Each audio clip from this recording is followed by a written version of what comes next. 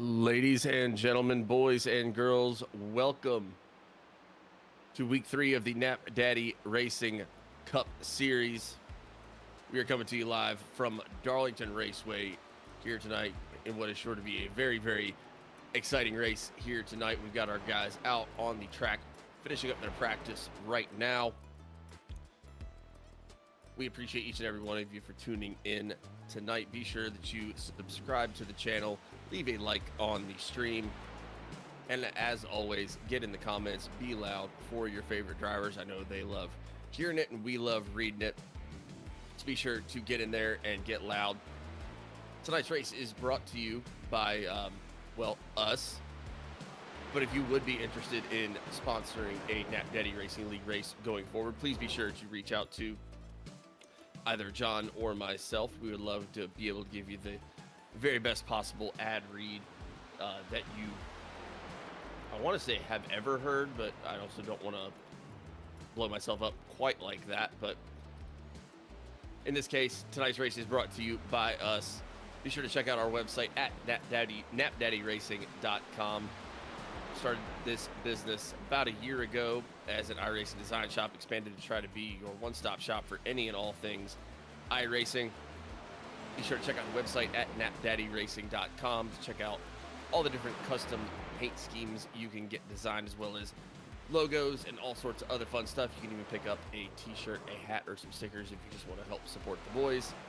Find us on all the social media, Instagram, Facebook, MySpace, all that other stuff. And you can catch us live on TikTok every once in a while as well. But we appreciate each and every one of you for being here. Thank you very, very much. As always, my name is Hunter Foley, up here in the booth with my broadcast partner, Jonathan Smith. We make up Knapp Daddy Racing. And we've got about 6 minutes left to practice before we kick it over to the racing here at Darlington Raceway. We survived the storm. Nobody lost power, at least to my knowledge. A little chilly maybe, but I think the weather at Darlington in this race tonight might be a lot better than what it is in North Carolina and where you live in South Carolina, John. But it's going to be an exciting race here tonight. I think with all that said, I can go ahead and quit my yapping and kick it over to my broadcast partner, Jonathan Smith, to talk to us a little bit about what we might see at Darlington here tonight. John, take it away. Yeah, super excited to be here at Darlington. This is a very tough track. They call it the track too tough to tame for a reason. And as you can see, Scott Matthews there getting to the wall, and that's pretty much it. Coming into these corners, man, the fastest line is going to be up there at the top. You got to be able to stick to it, but it's also going to be very, very slick. These guys get their customary Darlington stripe as they leave here from riding that wall. So sponsors on the right side might not be too happy with some of these drivers tonight, but it's going to be some fun racing here for 129 laps as I get some race info pulled up for you around this 1.31 mile track. Going to be about 69 degrees outside, and it is not Charlotte Motor Speedway. There's a glitch on our system here, but it is 72 degree track temp right now in Darlington, kind of close to me in South Carolina here, but definitely going to be a good one. I can't wait for it to get started and see what these guys have to offer tonight. Yeah, I think it's going to be a good night here tonight.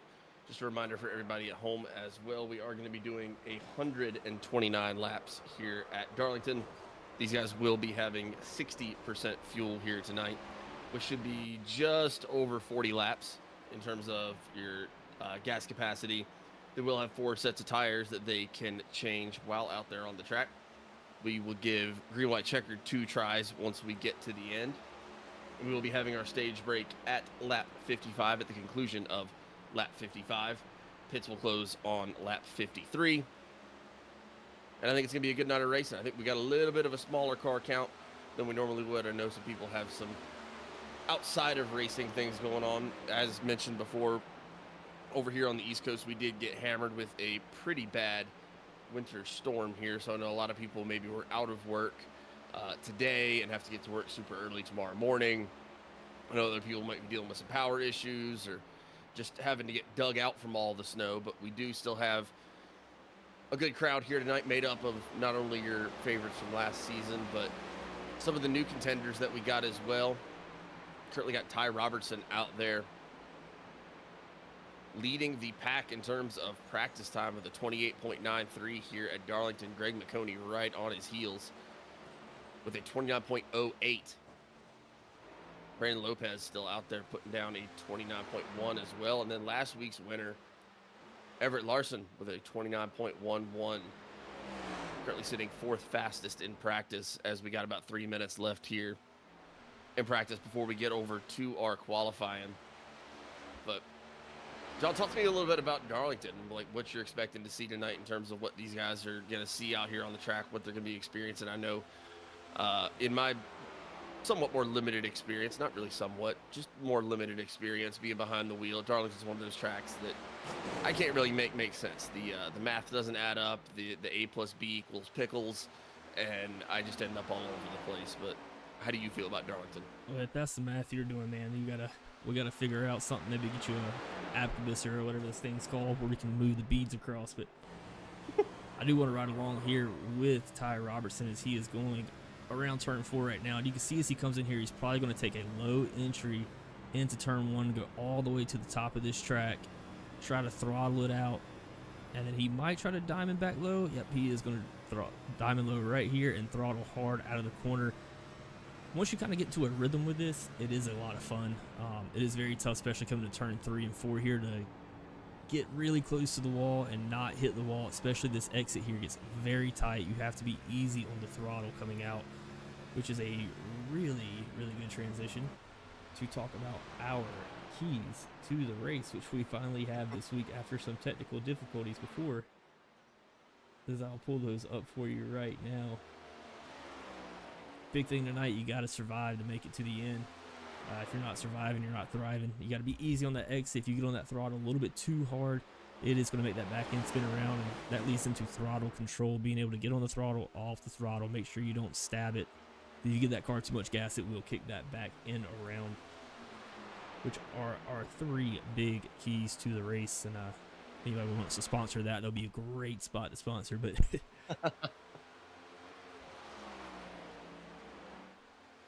yeah, we do still have plenty of sponsorship spots open if anyone wants to get your business in on a Knapp Daddy Racing stream.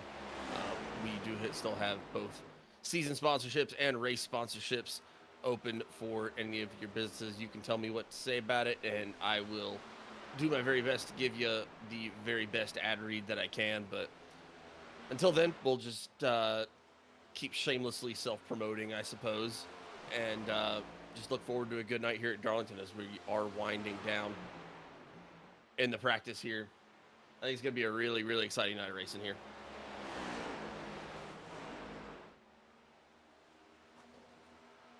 yeah, make sure I blow my nose off of the stream. This sickness that's been going around for about 8 weeks now, it's just lingering and not going away. But yeah, I think low car count kind of can be contributed to this, or attributed to this storm that came through. I know a lot of people work in the first responder industry and having to pull some shifts and do some other things because of the storm. So shout out to them. Hope they're all safe out there tonight. I know we got one guy who is out of town as a lineman tonight, working to keep some power on other places. But we didn't lose power at our house. We got lucky because the street down all the way to downtown lost power for about a night. So we got very lucky to miss all that. Yeah, I live in central North Carolina, and I think I read on Saturday, or at least as of Saturday evening, only like 10,000 people had lost power statewide in North Carolina, which obviously feel horrible for anybody that did because it was cold. Golly, it was cold. But not nearly as devastating of a result from those weekend storms that we were maybe expecting or had been told to expect. I think we ended up with a lot more sleet and snow than we did freezing rain, which I think prevented a lot of that. But I know a lot of people out like Nashville, Tennessee way, like kind of western Tennessee, northern Georgia, got really, really smoked by some ice storms. And I've actually seen those videos of trees basically just exploding under the weight, which is crazy. And then, of course, I was complaining about having to go like dig my car out this morning. Yeah, that was me this morning, getting all the ice off the cars. It is a little bit cooler out here at Darlington tonight with this temperature, and been talking to some of the drivers, and some might think that is going to be an issue tonight with the tires not heating up the way they should. So I think you're going to see some loose stuff out early on this run and maybe settling in a little bit later than you would expect here. But I think you're going to see a few cautions if you had to put the over under, probably 2 cautions before lap 40 if I had to take a wild guess at it. And I'm hoping I'm not way off on that. But So now I think you're going to be seeing people probably take it pretty easy earlier on. Zach Baker coming out with a burner of a qualifying time. Ripping it.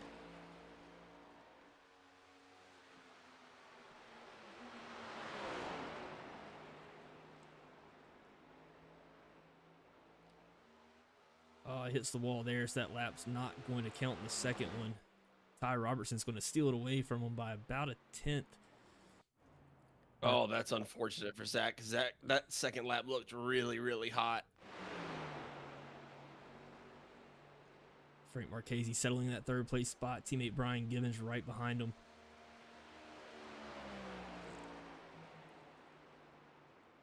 It's like Mitchell Wilson going to get up into that 4th spot as well.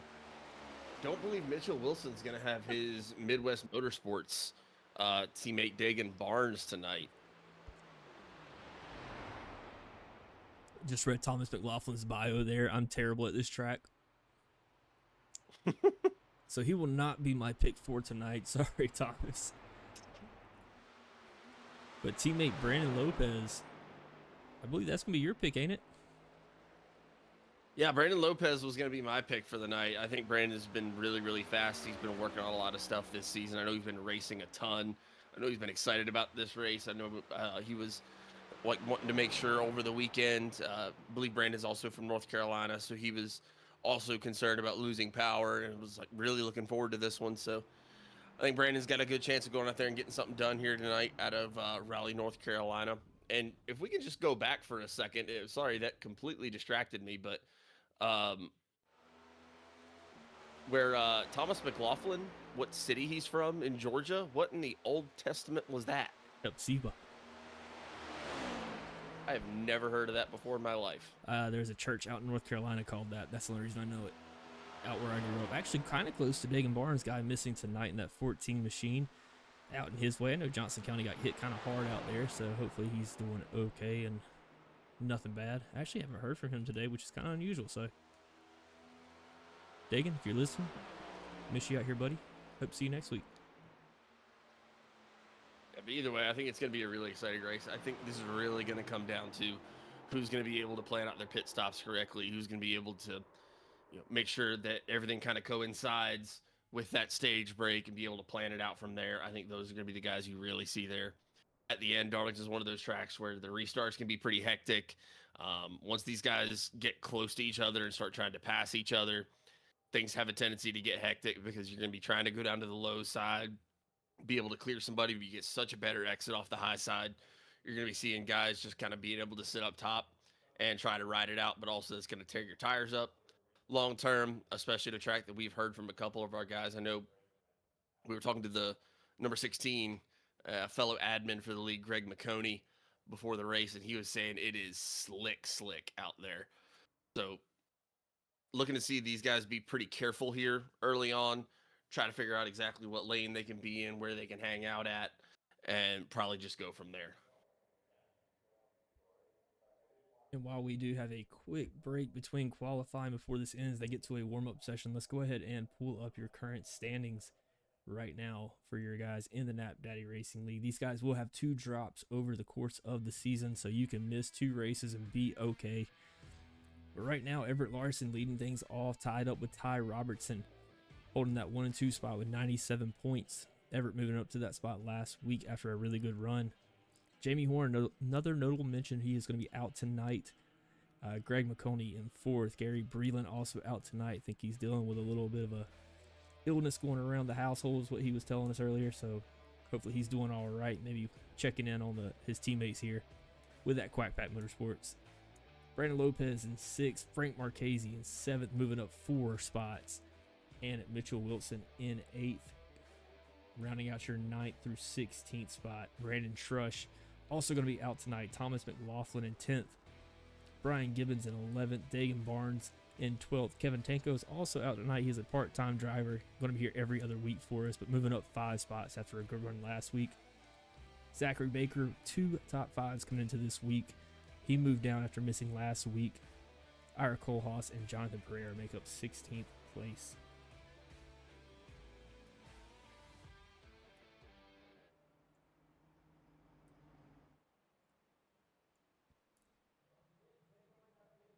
These guys are getting back out on the track for some warm-up laps just to make sure the car is set and everything is like they want it. As a driver, I really love leagues that do warm-up laps because you get in such a mindset that you're running qualifying laps before qualifying, and then you got to kind of switch over to, all right, we got to race pace this thing. And also, if it is an open league, which this is a fixed setup league, if it is an open league, it helps you make sure you have the right setup on. I am guilty of running a qualifying setup in the race and struggling.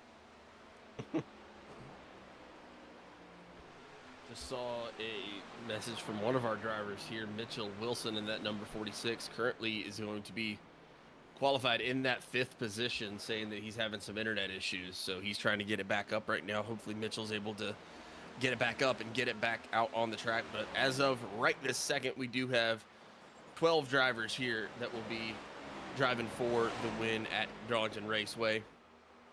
Once again, kind of a mix of guys you saw running last year, guys you saw be super competitive earlier this season, and then some new faces to the league as well, including that 01 of Everett Larson, our winner last week. I know he's looking to try to go back-to-back this week, but I think he's going to have a lot of competition out there. Tonight, I know my pick for tonight was that number 5 of Brandon Lopez, but you can also take a look. You got 2 of those Trash Panda Motorsports guys in the top 4, and then Greg McConey just outside of it in 6th place. So Trash Panda Motorsport, obviously, or Auto Sport. Got to get in the habit. Trash Panda Auto Sport, obviously coming to play here tonight. And then Ty Robertson was very, very fast at practice, held the fastest practice time, and then ended up swiping the pole position from Zach Baker by just about a 10th. Yeah, my original pick for tonight was going to be Brandon Trush. And just to prove, well, I can't actually because I didn't have the graphic up. I made the graphic for it and didn't load it in because he told me that he was not going to be here tonight. But I kind of want to go with Ty, but I really also like Everett Larson for this one tonight. So I think I'm going to go with Everett Larson.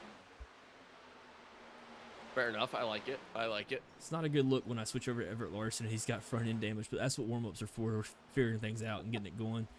And again, exactly. Those keys that we said tonight, I mean, the big thing is to survive. Even if you're not running the fastest pace, if you can keep that car clean, you will be there at the front near the end. Yeah, and I think that's going to be one of those things that is really going to pay dividends, especially early on. Darlington's also one of those tracks where we talked about it earlier. It's definitely not one of the easiest tracks to pass on, to put it lightly. And clean air also makes so much of a difference. So I really do think that those guys that are probably in about your top 4, assuming they can break away from the pack a little bit, and you're going to start to see some of that Darlington separation. I think you're going to see, especially for those guys that are in the top 2, Ty Robertson and Zach Baker, I think them being in those top 2 positions puts them at a huge advantage tonight. But depending on how Frank Marchese and Brandon Lopez are able to get off the line, I think you're going to be able to see them be competitive early on as well. But at the end of the day, it is Darlington. Doesn't take any prisoners for a reason, and it's really just going to come down to who is able to survive all the way until the end.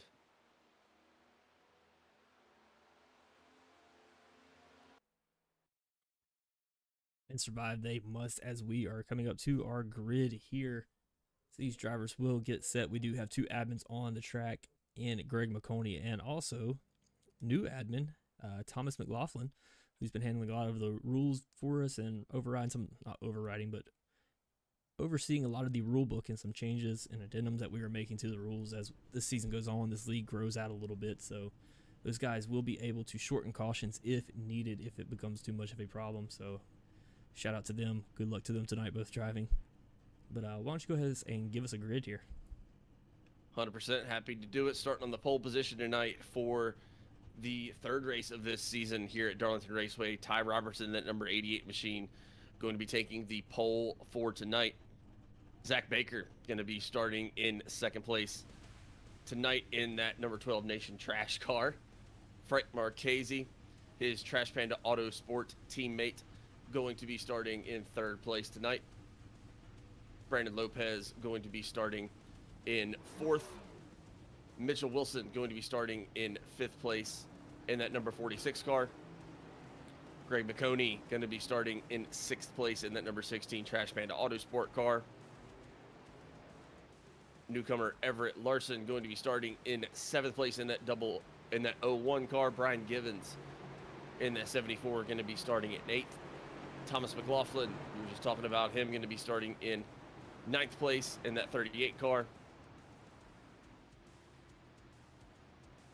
James Rossetti going to be starting in 10th place, starting in 10th place in that number 8 car. Scott Matthews in that number 7 car right there going to be starting in 11th, and Chris Toppings going to be bringing up the rear of the field in that number 12 car.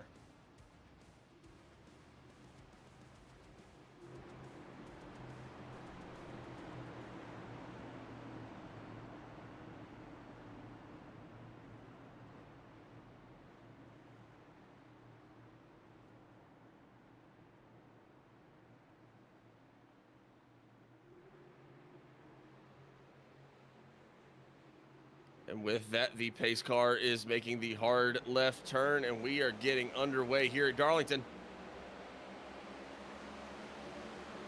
Like a little bit of a slide out of Zach Baker there as they started off that race.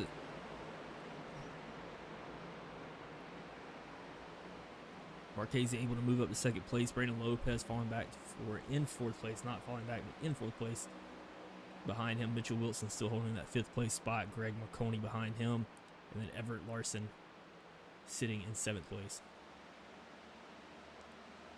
Yeah, and I think this is kind of the Darlington racing that you would normally see after a couple of laps, where you start to see some of that separation get going. People are still trying to figure out what lane they want to run. Like you said, high side is where you're going to be the fastest. I mean, literally right there up against that wall is where you're going to be the fastest. But some guys are still trying to figure out how much grip you're actually going to have in those tires and what you're actually going to be able to do out there.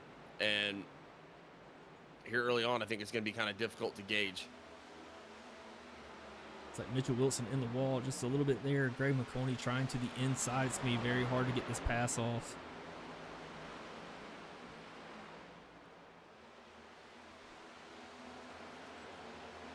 He's still got a door, and here's where he's going to be able to probably make this pass. You can go lower in 3 and 4 and still get some good speed. Don't have to stay above the white line. You can ride below it if you want to. Slides up in front of him. What a move by McConey. Really good stuff out of Greg right there. Looks like Mitchell's still trying to maybe figure out exactly how much grip he has in those tires to be able to get things done. Meanwhile, Chris Toppings is up 3 spots, sitting in 9th place. Yeah, Chris got off to a really good start, but I want something else to bring up here as well. James Rossetti in that number 8 car. Saw him slide back a couple of spots. It looks like he popped the wall pretty good under green flag racing there and ended up bringing it down. It looks like, I don't know if he was having internet issues or if he just ended up damaging the car a little bit more than he thought he was going to, but it looks like he's actually called it a night, at least as of right now, back in 12th place there.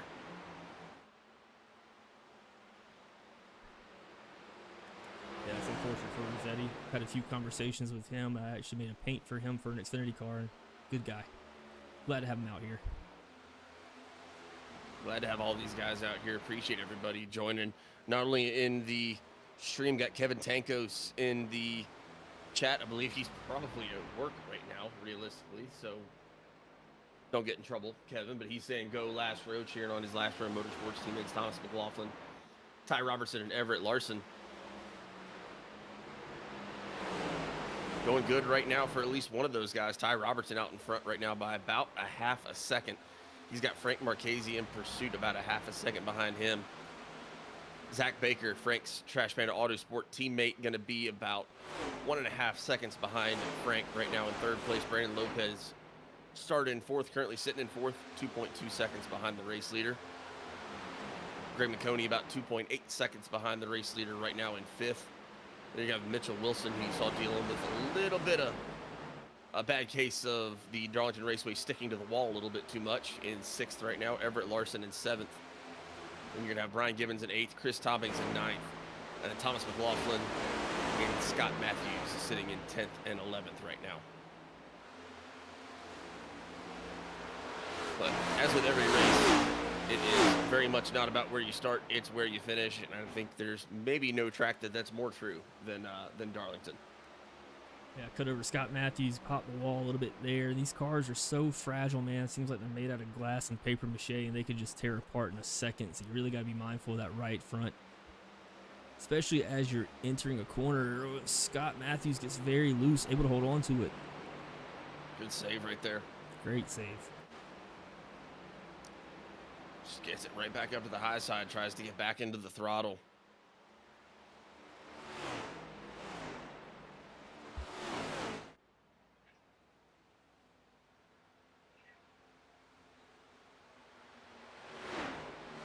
Everybody else seemingly kind of just sitting single file right now, trying to figure out where they can be and what they can do for right now. It's like Scott Matthews still having a little bit trouble getting it all the way up to speed there, trying to run down Thomas McLaughlin, who's currently sitting in 10th place right now.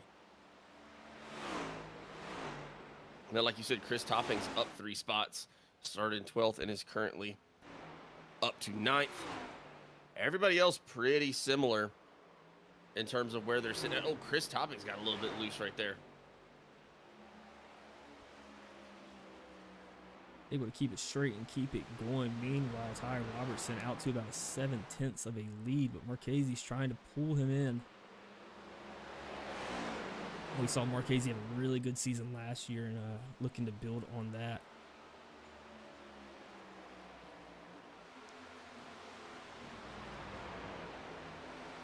It's definitely one of the harder tracks on the schedule, as I'm trying to pull up the schedule right here as we move over to Nashville next week. But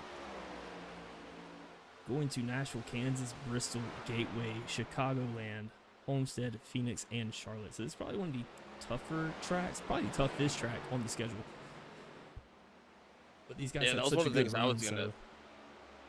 That was one of the things I was going to bring up, is that I really do think this is one of the toughest tracks that these guys are going to face, because, I mean, you can even have experienced drivers that just have tracks that they are just not particularly fond of. I know I'm a little bit newer to iRacing, being behind the wheel in general, but I feel like most other tracks I've been able to make pretty good sense of, but for whatever reason, the math just does not math for me at Darlington. I know it's one of your. I know it's one of your tracks that you really enjoy, but you've had other tracks as well that you said just took forever to get used to, or took forever to figure out how you could run them successfully. That's me at Dover. I still don't know how to run that track. Every time I think I get it, I am just not on pace. Used to be like that with Auto Club. I mean, I could run there, but just was never faster than everybody else. And Texas used to always throw me for a loop for some reason. Could never figure it out. Even still now, when we race there, I feel like I'll figure out one corner, but can't figure out 3 and 4. I might figure out 1 and 2 early, and then later in the run, it'll switch where I can't get 1 and 2 anymore, but 3 and 4 is really good.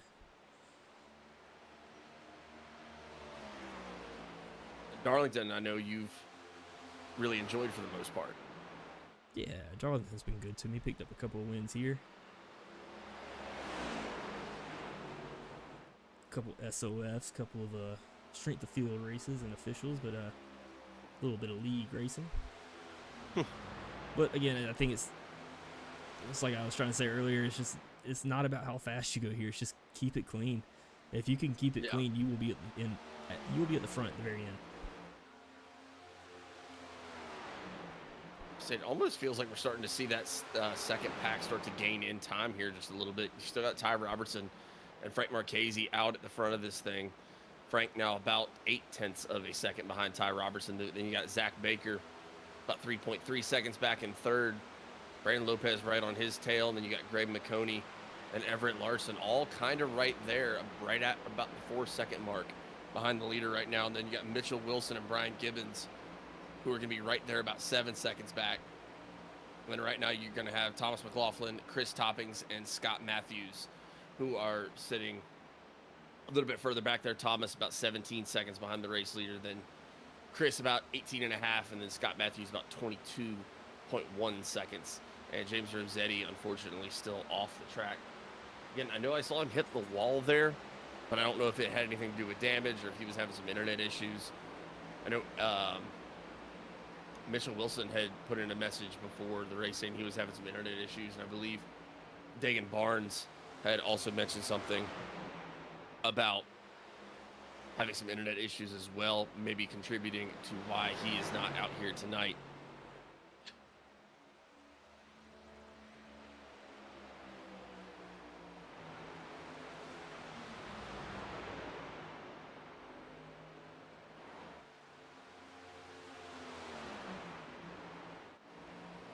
These guys are starting to really separate here. I'm going to try to pull up a track map for you here so you can see just about where the drivers are around the track.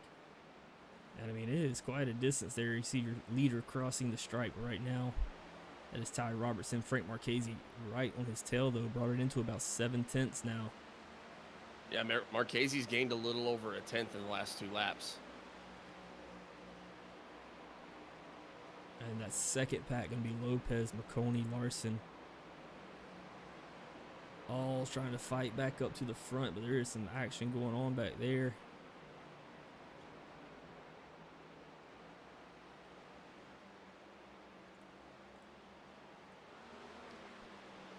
Like Thomas McLaughlin getting loosened up into the wall right there.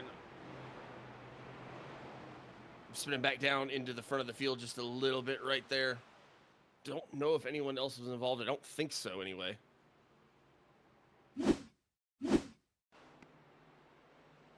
Check out a replay here. Thomas McLaughlin coming off that turn 4, gets really loose, spins it around back up the track. And while we don't throw cautions for single car spins, if the car is on the track like that and a hazard to the drivers coming around, it is definitely a caution 100%. Good. Most tracks you have race control there. You're welcome. You're welcome.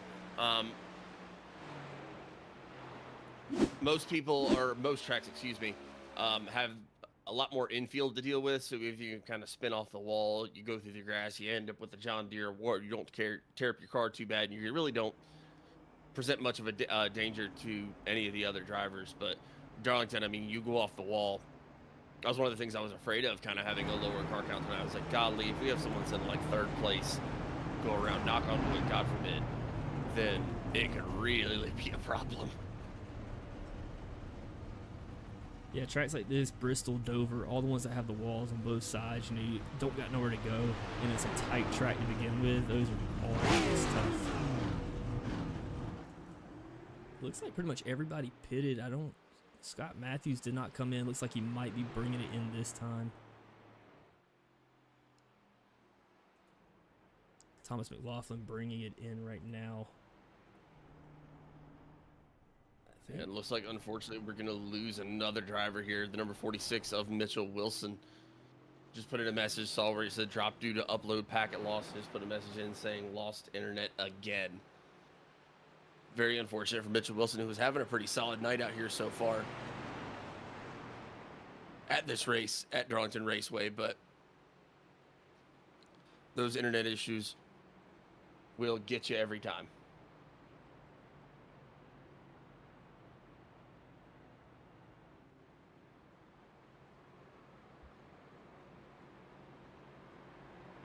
These drivers do have 4 sets of tires tonight, about 60% fuel, going to net them about 42 laps. I can imagine the tires are going to go before the gas does, for sure.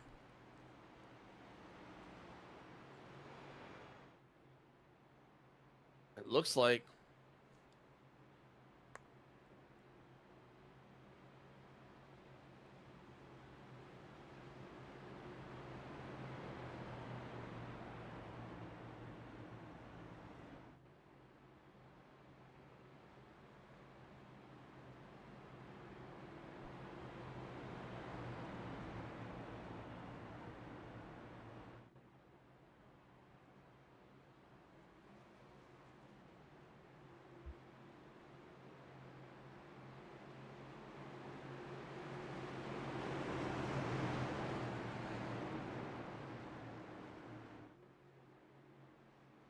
Looks like what? What's that? Sorry. You said looks like, and you stopped talking. Oh, sorry. I was trying to communicate with the drivers there a little bit because it seemed like iRacing was acting a little bit weird. We had some people who were trying to like figure out their position. And I think Thomas McLaughlin was trying to get back to his spot on the racetrack and ended up spinning it out. And so he ended up having to take it right back down pit road. And Scott Matthews also down there on the bottom trying to get caught up. And I think it was breaking iRacing's brain there a little bit. But we are back underway here. Lap 25 when these guys cross the stripe right here. Ty Robertson still out in front with Frank Marchese. Right behind him, Brandon Lopez is currently sitting in 4th. Everett Larson sitting in 5th. And you got Brian Gibbons, Zach Baker, Chris Toppings, and Scott Matthews, who's also having to bring it back down. That's going to put him a lap down. And then you're going to have Thomas McLaughlin also a lap down. And then Mitchell Wilson, unfortunately, having some internet issues. And then James Rossetti also out of the race. So you're going to have 8 cars on the lead lap right now. 10 cars still in the race. Looks like Thomas McLaughlin working on getting it back out there on the track right now.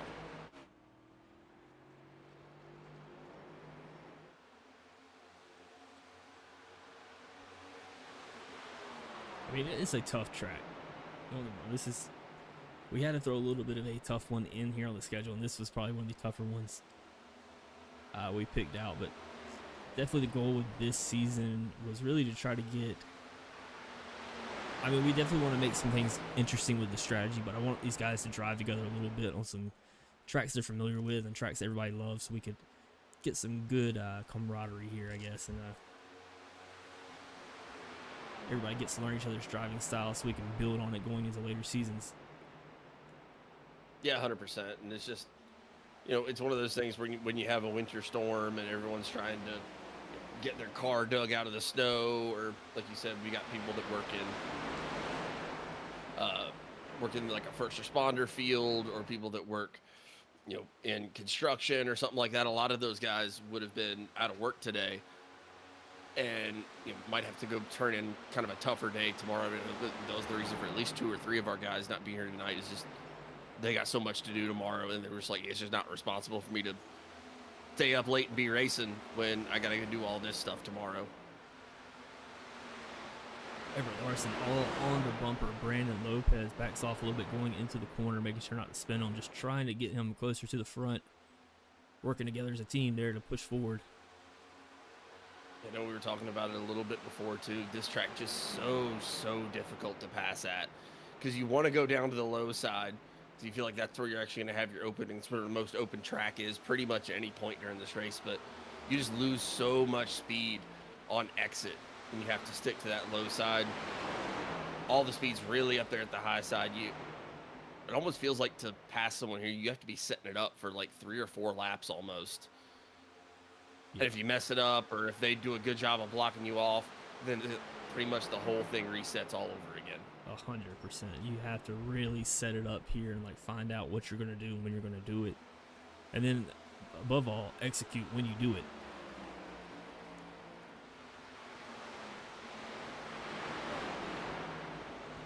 The big thing I had to learn, especially coming off of an exit of a corner, is to make sure you're throttling into the car in front of you, not in terms of pushing him or hitting the car in front of you, but making sure when you're throttling, you're keeping the same distance between yourself. You'll see a lot of these guys, or see a lot of people that are especially newer to iRacing, not much in this league, but once they come off the corner, you'll see some gap separation happen from the car behind.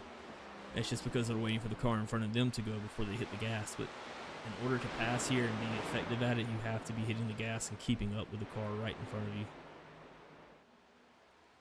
Something to take a look at here too. Ty Robertson's last lap, 29.626. Frank Marchese, 29.608. Greg McConey, that lap right there was a 29.694, but his previous lap was faster than Ty Robertson's as well. Brandon Lopez also right there with the leaders on that time. Everett Larson with a 29.58 that last time by. A lot of these guys really starting to turn it on, it seems like, trying to get caught up.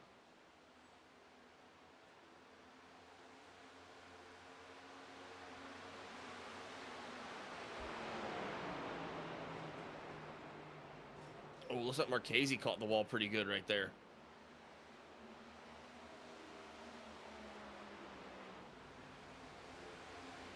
Oh, I think Everett Larson did as well.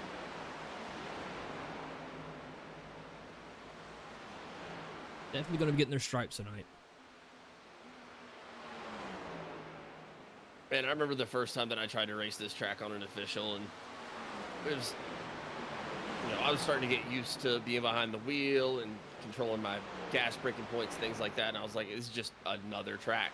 I just got to get used to figuring out what my points are, and I'll be fine. And buddy, when I tell you, I've probably raced 6 or 7 times here since I first picked up the wheel, and it's just still in adding up. Let's hop on board with Everett Larson here.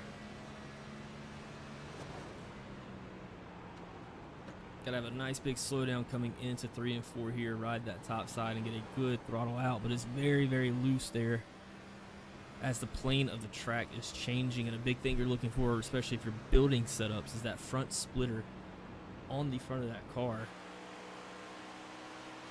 You want to make sure that it's pretty much flat going across this track. If you can measure both ends of that splitter, how far away it is from the track, sometimes it will rock and roll to the left and the right.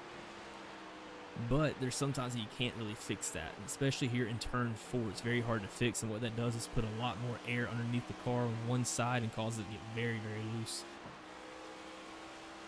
And then, like you said, you just got that wall that's always trying to jump out and attack you on that right-hand side. And it's weird, too, because if you talk about the Darlington stripe and people getting a little loose and getting up into the wall, but realistically, there's a couple spots where as long as you time it right, you don't smack it too hard, there's a couple spots where you kind of brush the wall there a little bit. It can kind of help you rotate around just a little bit. Yeah, I know Rockingham is notorious for that. If you hit the wall at Rockingham in the right spot between turn 3 and 4, you actually gain a lot of time. Can't do it too much, but it is a trick worth trying. A little bit of hell melon, if you will. Greg McConey getting passed there by Brandon Lopez, Everett Larson. Trying to get that spot back. Both using that low side as well, but then Everett Larson goes back up, tries to stick to the wall. Looks like Greg immediately was looking low side. Try to do the same exact thing, get back around him.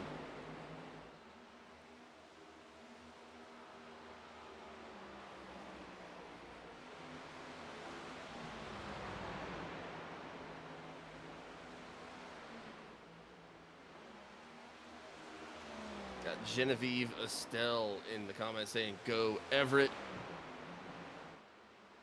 Been a good night for Everett so far. Started in 7th, up to 4th place.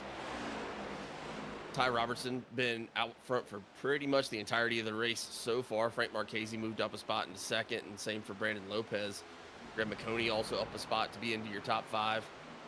Zach Baker was doing really, really well at the early part of this race. Was actually kind of gaining on Ty Robertson, but I believe after that pit stop is coming out in 6th, still trying to get caught all the way back up. And you got 2 other cars on the lead lap, Brian Gibbons and Chris Toppings. And you got Thomas McLaughlin, who's currently 3 laps down, and then Scott Matthews, who is 4 laps down. Makes me laugh every time seeing Thomas. I'm terrible at this track.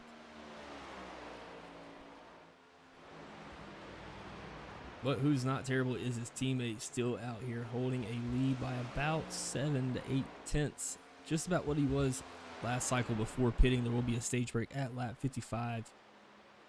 Our one and only stage break tonight. So we do 129 laps here around this 1.3 mile track.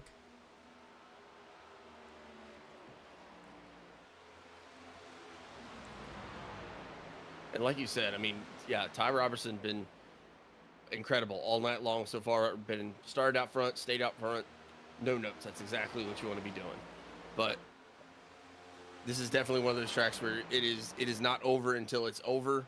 And like you said, as long as you can keep your nose clean, not get too much damage on the car, you can absolutely be there at the end of this thing. So, I mean, taking into consideration that Frank Marchese, Brandon Lopez, Everett Larson, Greg McConey, all those guys, Zach Baker included, really anybody that's still currently on the lead lap. I know Thomas and Scott have dealt with a little bit of damage, and then Mitchell and James had their own issues with internet and damage. But really anybody that's on the lead lap right now, there's really not too much to be concerned about right now.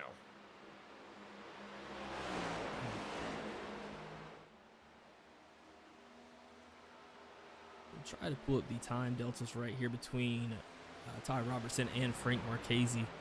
been about steady throughout this whole entire past 6 laps, probably. Marchese gaining almost 8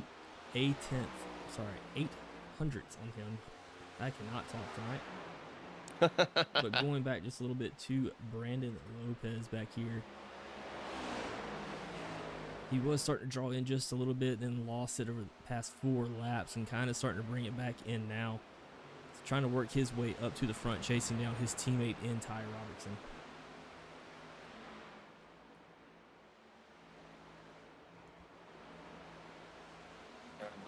I don't know if we had another disconnect or if we had some damage go on there, but I believe Scott Matthews also going to be calling it a night here. Looks like he brought it down pit road. He was, I believe, 4 laps down at that point, but I think he brought it down pit road and looks like has disconnected from the race. So that is still going to give you 8 cars on the lead lap, but 9 cars out on the track. Thomas McLaughlin going to be your only car a lap down right now, 3 laps down and in 9th place. Chris Topping's your last car on the lead lap, about 27 seconds behind the leader, currently sitting in 8th place. I see in the comment here, I'm sorry, but the brain rot 167. Was that you or me?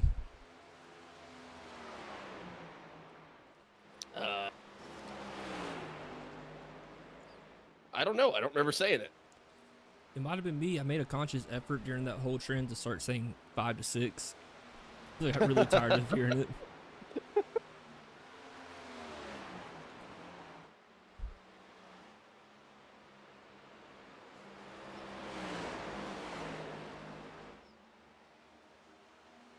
believe that's going to be Chris Toppings going a lap down right there. Yeah, looking in front of that car, he does have some damage up there in the right front.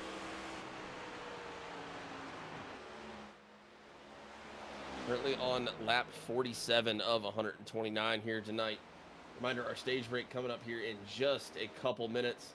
The pits will be closing when the leader crosses the stripe on lap to make it lap 53. And then the stage caution will be coming out when the last car on the lead lap crosses the stripe to make it lap 56. At this point, that would be Brian Gibbons.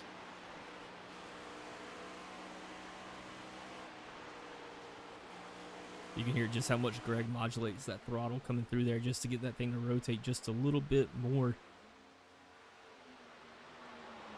And you know it's tight coming through there, 1 and 2, going up to the wall, especially entering in turn 3 as well. But coming out of turn 4 is a different story. That thing gets very loose on exit. Frank Marchese drawing in your leader.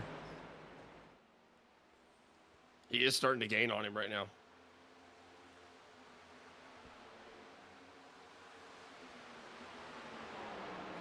We can pull up a sector map or a sector time between Ty Robertson and Frank Marchese. You can see Marchese fast around that first half of the track. Second half, looks like Robertson just a bit faster.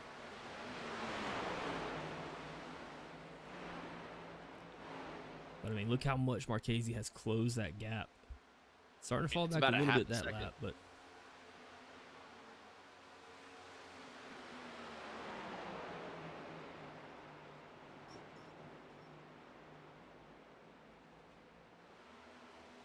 I'm actually going to need you to remind me of something here because I don't know how it works since the update, and I think that changed.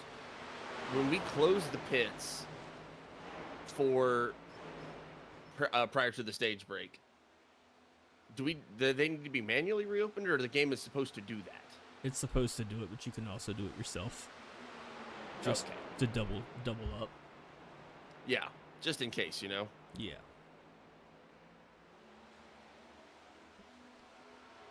Talking about our stage closer that should be coming right at the end of this lap here.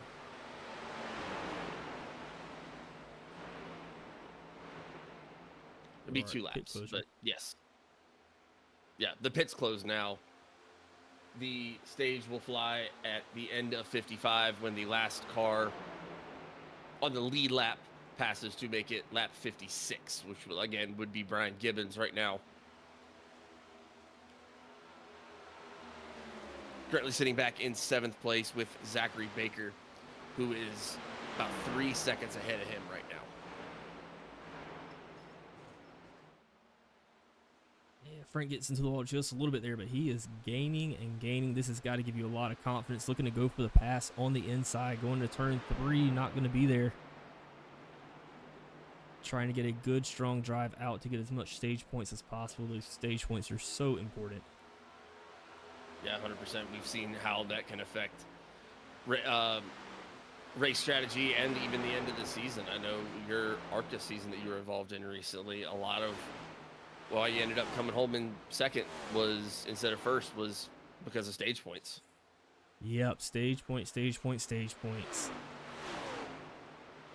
It's like Frank's going to try the inside again as they're coming here to make it lap 56. This will be the stage. Ty Robertson going to be the stage 1 winner. Frank Marchese right behind him. Brandon Lopez, Everett Larson, Greg McConey, Zach Baker, and then Brian Gibbons. And as soon as he crosses the line, the yellow flag will fly. Wrapping up your stage 1 of this 129 lap race out here in Darlington, South Carolina. This would be a fun track to go to. It's on my list for the year.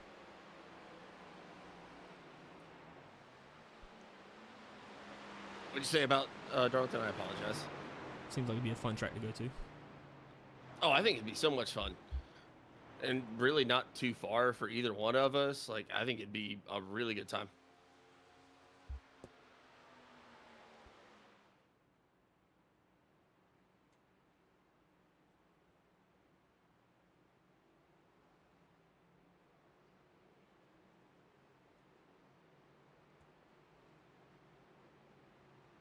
Once again, congratulations to our top 10 for picking up some points for the stage there. I actually believe it's going to be our top 9 because Scott Matthews no longer on the track. So Ty Robertson, Frank Marchese, Brandon Lopez, Everett Larson, Greg McConey, Zach Baker, Brian Gibbons, Chris Toppings, and Thomas McLaughlin all going to be taking some stage points from that.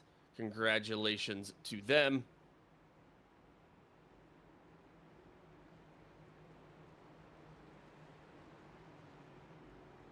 We see everybody bring it down pit road here as we are approaching the halfway point of this race. We'll be very close to the halfway point of this race once we get everybody back out on the track and gridded up and ready to take the green flag once again. Thank you to everybody who is joining us for the stream tonight. I think we got 14 people out there right now. Thank you very much for hanging out with us and joining. Be sure you like the stream and subscribe to the channel if you haven't, so you don't miss any of the racing action we have coming up.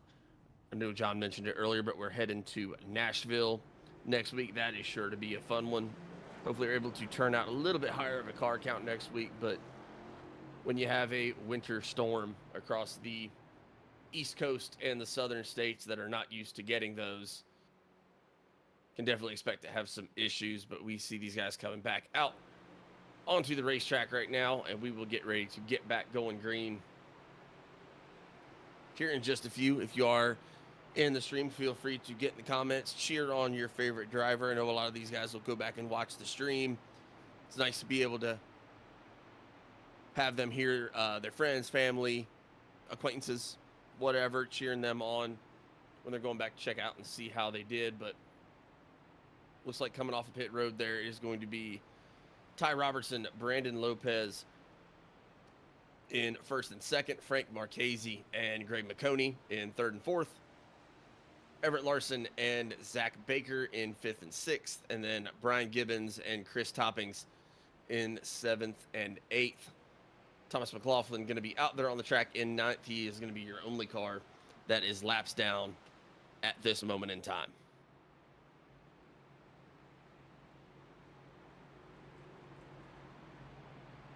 Yeah, Marchese had a really good run there at the end. That's got to be a lot of big confidence boost to know what you can do on older tires. And I think we're going to see a lot more of that as this race starts to wrap up here near the end.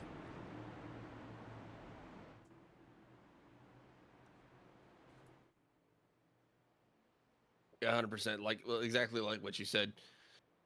because coming up to the end of those stages, especially when there's points on the line, you have everybody racing really, really hard.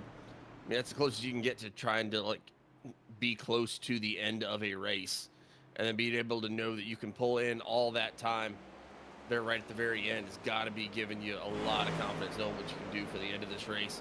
As we are back to green flag racing here at Darlington Raceway, after our stage break right there, lap 57, when those guys crossed the stripe right there. Approaching the halfway point of this race, you got Star Fam in the comments saying, go Everett. Everett currently sitting right there in 7th place. He's going to be right behind the number 74 car of Brian Gibbons. As they enter the turn right there and go into the exit, Ty Robertson still out front. Brandon Lopez right behind him, followed by the Trash Panda Autosport teammates of Frank Marchese, Greg McConey, and Zach Baker. And exactly like you said, Frank Marchese was very, very consistent with Ty Robertson. That last green flag run was always sitting right there between, you know, right about a half a second and maybe like 0.8 of a second back. Pretty much the entire time, but was able to turn on those burners, was able to save tires.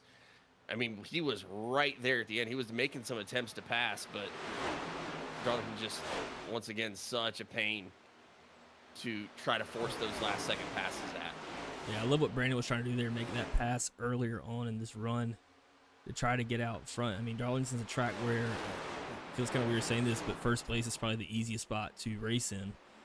Once you get there, it's hard to get there, but once you get there, it is a good spot to be at.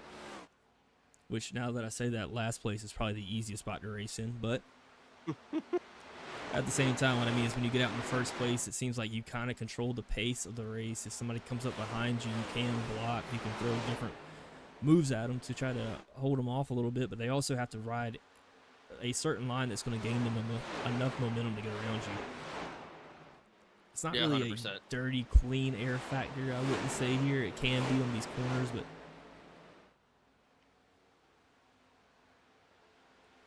it's not like Talladega or Daytona where first place is the hardest place to be at. Yeah, where you just, if there's any more than like 2 laps left and you're in first place of those tracks, you just feel like you're doomed. Yeah. But Ty Robertson able to get separation almost immediately. He's got about 0.6 of a second over Brandon Lopez there, who's going to be his teammate. Or Brandon Lopez is his teammate. Yeah, he is. Last Run Motorsports. I apologize. And then Frank Marchese, Greg McConey, Zach Baker all trying to chase them down right there. It looked like Brandon was trying to get caught up there and try to make the pass on Ty there early, but Ty just able to pull away so quickly right there. Frank Marchese already looking to try to figure out a way around Brandon Lopez, looking to the inside there. And you got Greg McConey, Zach Baker, and Brian Gibbons back there in 4th, 5th, and 6th. Everett Larson using the high side to go around Brian Gibbons right there. That is going to move Everett Larson up into 6th place. And now he's got to try to run down that number 12 car of Zach Baker. Big night for Trash Panda Autosport as well. You got Frank Marchese, who we were just talking about, did so well in that last green flag run. Almost able to take the lead away from Ty Robertson there at the end. But then to have your guys 3rd, 4th, and 5th right now and all running very, very consistent times. I mean, lap 67 at Darlington, that's pretty much exactly what you want. Yeah, this race has kind of just flown by, hasn't it? Which, to be honest, I am wiping the sweat off my brow that it has been flying by a little bit, because I was scared. Darlington, again, I can put my hand up. I suck at Darlington. And so these guys have done an incredible job of maintaining a safe race, but still being out there battling, being competitive, running to the best of their ability on a low car count night. I'm so proud of all of these guys, not only for how they've raced, but for showing up and putting their best foot forward tonight. It's been really, really fun to watch. Got some comments in here as well. Genevieve is still saying this is so entertaining to watch. Well, I'm sure you're referring to watching these guys actually with skill go around the track, but we appreciate it as well. Hopefully we make it somewhat entertaining. And then Star Fam and Genevieve both in the comments rooting for Everett Larson as well in that 01 car as he tries to make his move around Zach Baker, goes all the way to the inside. I believe he's actually going to get it done on the inside right there. Move himself back up into the top 5, about 3 seconds behind your race leader, Ty Robertson. Splitting up that 3-pack there of Trash Panda Autosport guys. Getting around Zach Baker in that number 12 car. He's now got to try to run down the number 16 of Greg McConey, who is up there right behind his teammate Frank Marchese. Again, those Trash Panda guys doing a really, really good job of maintaining perfect consistency going around here at Darlington. Brandon Lopez now about almost a second back on Ty Robertson. Looks like he gained a little bit of time back that last lap, about 0.07 of a second. But all in all, even though Brandon Lopez might have a little bit more separation between Ty Robertson than Frank Marchese had, that top 4 is actually doing a better job of kind of all staying together on this green flag run. At this point in the last green flag run, I mean, 4th place was 3 or 4 seconds behind. Now 4th place Greg McConey only about 1.6 seconds back. Yeah, and I'm pulling up the last lap times just to kind of show a point here. But it doesn't matter where you start at, where you're at, even with, what, 50, 60 to go. It's about where you finish up at. And I was looking at those times there and seeing that Everett Larson's actually running the same pace as your leader, Ty Robertson, which is about a 10th slower than 2nd, 3rd, and 4th place guys. Which tells me that these guys are on the same race strategy, trying to save a little bit of tire so that near the end of this run, the stint that they have of fuel, they can push it just a little bit harder and move up towards the front. So, as a long run guy, I respect that a whole lot. Yeah, Brandon Lopez about almost 0.9 of a second behind Ty Robertson right now, and then Frank Marchese and Greg McConey. Frank Marchese 1.3 seconds back right now, and then Greg McConey 1.8. Everett Larson 3.4 seconds behind the race leader right now. They gained a couple tenths on those guys in the top 4 of that last lap. And then Zach Baker not out of the running either, 4.6 seconds behind the race leader, and then Brian Gibbons and that number 74 car 6.8 seconds behind. I mean, even for Brian Gibbons at this point, sitting there in 7th, you're only 6.8 seconds behind. Everyone's going to have to pit again still. I mean, is it the ideal position to be in, being the last car on the lead lap? No, but you are not in that position. You are not in any way, shape, or form out of this race. No, absolutely not, especially at Darlington. Anything can happen in a given second.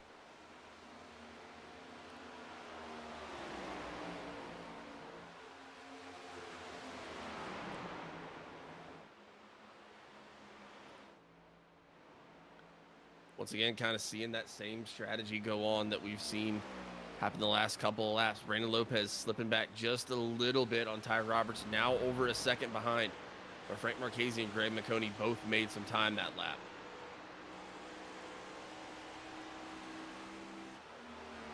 That camera angle right there will make you dizzy. Right on the right side there with Ty Robertson getting close to that wall, coming through 1 and 2. Doing a great job hitting his marks, just executing exactly what he needs to do lap after lap. So let's go ahead and do the same thing that we do for most of these races here as we start to approach the ending of this race, or where everyone's at least starting to think about their strategy going into the end of this race. I know we talked about it earlier. So everybody came down what would have been lap about 56 or so, 57 by the time you come down pit road. We know everyone has roughly 40 laps, a little over 40 laps of gas in the tank, but your tires are screaming by then anyways. Most of these guys, you have to assume, still have some tires down there on pit road.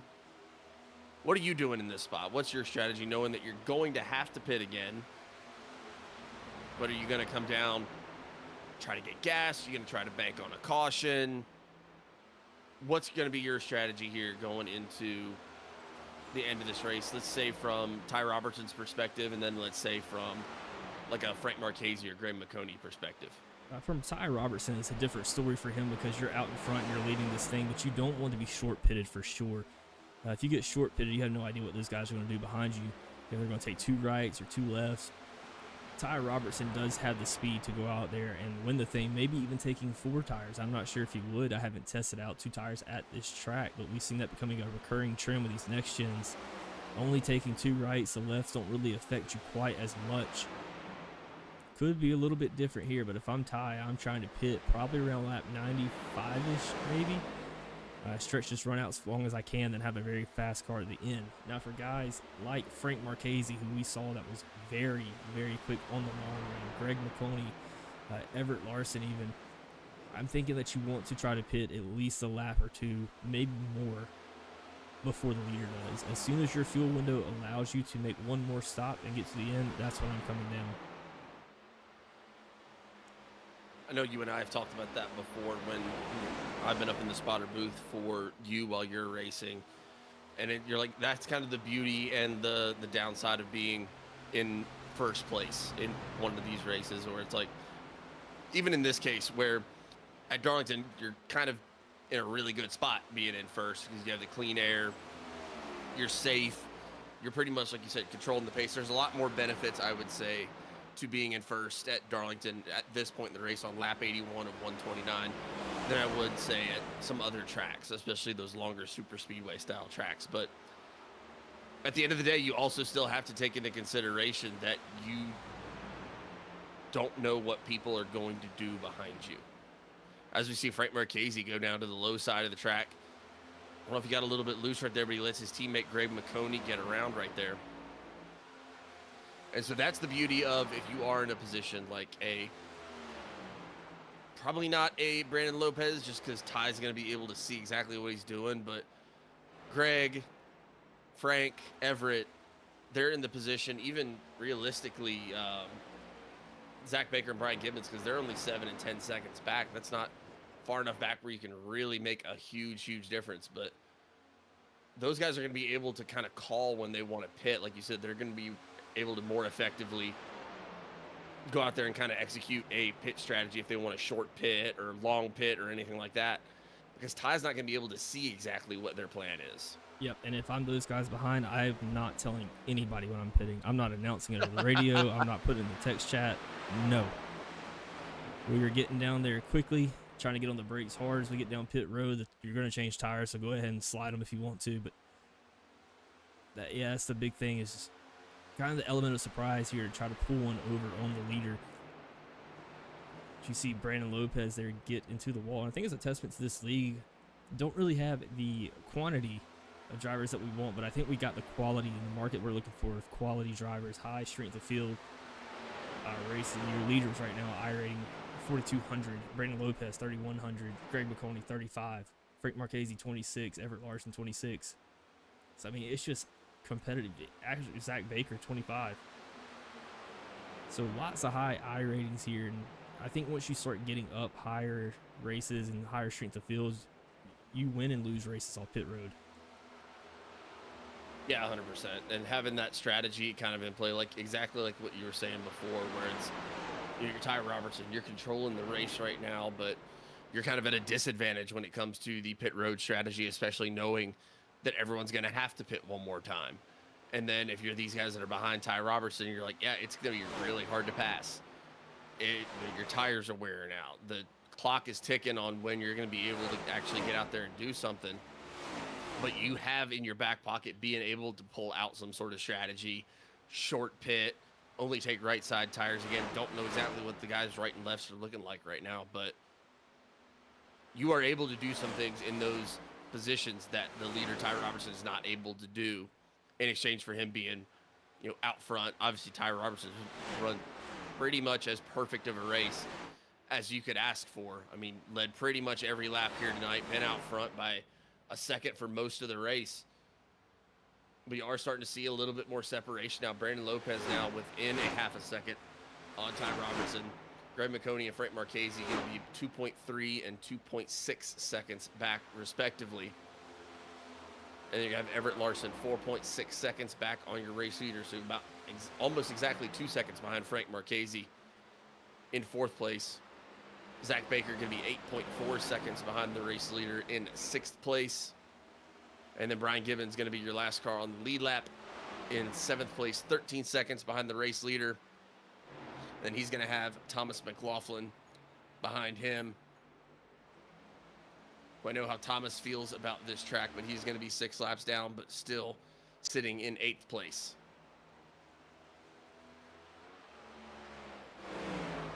Yeah, it's checking in here on Chris Toppings, who was down 15 laps down, got that car fixed up all the way. It looks like on that front right had some damage earlier, and he's back out there. Going to get him some points for the night. Yeah, and I respect the crap out of that, because you see, even though it might seem like kind of a no-brainer to, like, as long as you can fix the car, to get back out there and give it the best you got. But I mean, there's a lot of guys that if they get some damage on the car and have to go down pit road and might go laps down, they just go ahead and call it a night. And so I respect it a lot when you see guys that are going back out there and putting laps down, even though knowing that, okay, winning the race, probably not in my cards tonight, but still going to go out there, get some points done, try to finish the race. If nothing else, you can practice, try to work on some different strategies, maybe for your next time at Darlington. Yeah. If you're me, working on strategies means you're basically just like, all right, how do I not hit the wall this time? And realistically, it's seat time. That's something that I think people undervalue quite a bit, especially in iRacing. It's just seat time. It don't matter where you're at. As long as you're in the seat and you're getting used to that car, knowing the dimensions of your car, how wide it is, how close I can get to the wall, how hard I can make it rotate if I throttle a little bit harder here, how much can I make it rotate if I lower the brake bias on entry. So, I mean, it's a lot. Seat time is very undervalued, I think, and underestimated. And it goes a long way. I know guys like Ty Robertson has a lot of seat time. I know for a fact Brandon Lopez puts in a ton of work. I think he joined iRacing not too long ago, less than 2 years ago, and he's just improving every week and solid driver. Yeah, 100%. And I think that's one of the cool things about these iRacing leagues. You have guys from all sorts of walks of life. You have guys from coming at it from all sorts of different perspectives on racing. Like you said, Ty Robertson puts in a ton of time. Brandon Lopez, newer to iRacing, puts in a ton of time. And you have guys like Frank Marchese and Greg McConey, who have been both involved in the iRacing world for a long time. Guys who, you know, are involved in racing on real life racetracks as well. And you got Everett Larson back there, who I know is a younger guy. Like, I think he's, 14 years younger than me? But already at that age has accomplished more in actual racing than I ever will. And don't you forget it. I don't.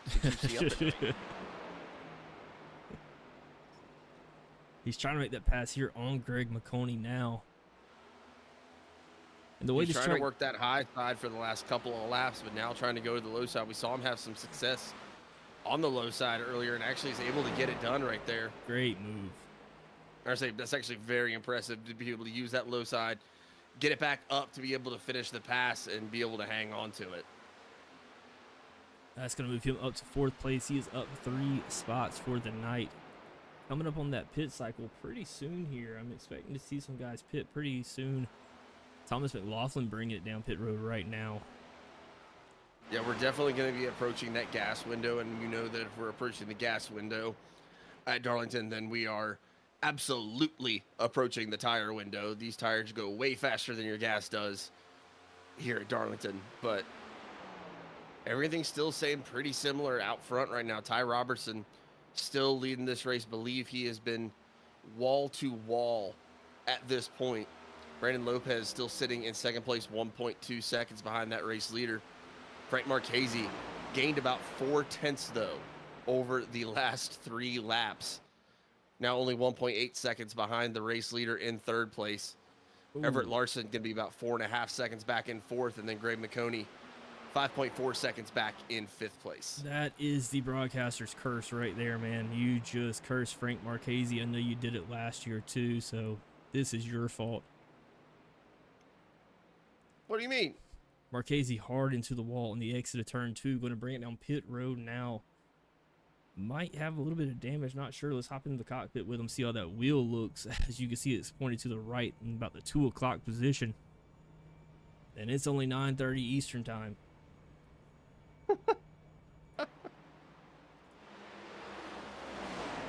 Yeah, I mean, at least if it's at that 2 o'clock position, you have to assume that it's fixable. It's when it starts getting over there, that 4 and 5 o'clock position, that you're like, uh-oh. That's not good. You quite familiar with that? Maybe more so than I care to admit. Yeah, so what we actually did for Hunter's steering wheel is put a piece of tape at the 6 o'clock position, so when he does hit the wall, it actually looks like it's at the 12 o'clock afterwards. Okay. I'm joking.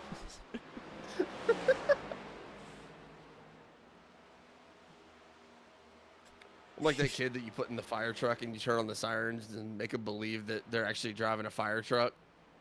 It's not going anywhere.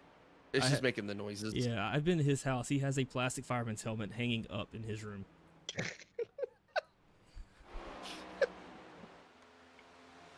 You actually have a fire helmet in your room. It's a real one, though. Ooh, Ty Robertson bringing in there very, very quickly.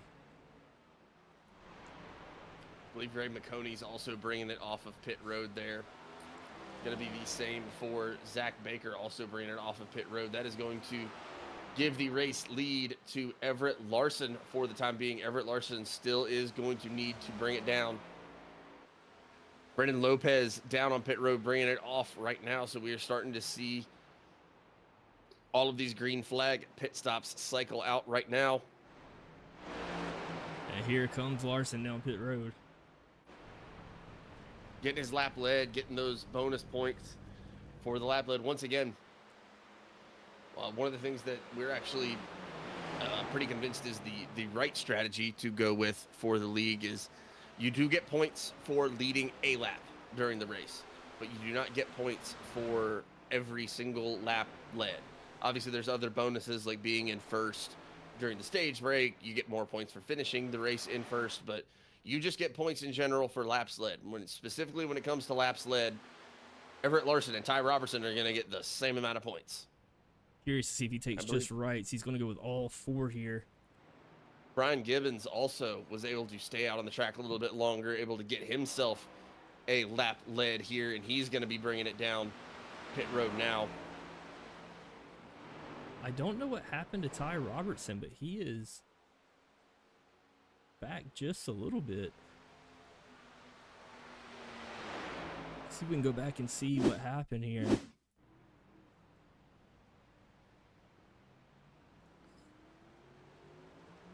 I bet you I know what happened. There it is. That happened to me in the practice session as well, so I understand that completely. Talk to me. Coming out of pit road is very, very slick down there, especially when you have to cycle through the gears. And your most laps led tonight, Ty Robertson coming out, cycled through the gears and got it spun around. But what's crazy with all that, he is only 11.7 seconds back.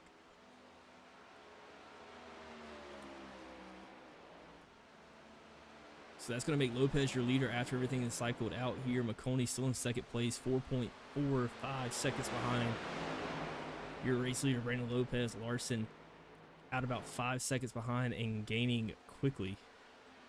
I was going to say that should have everybody cycled out here.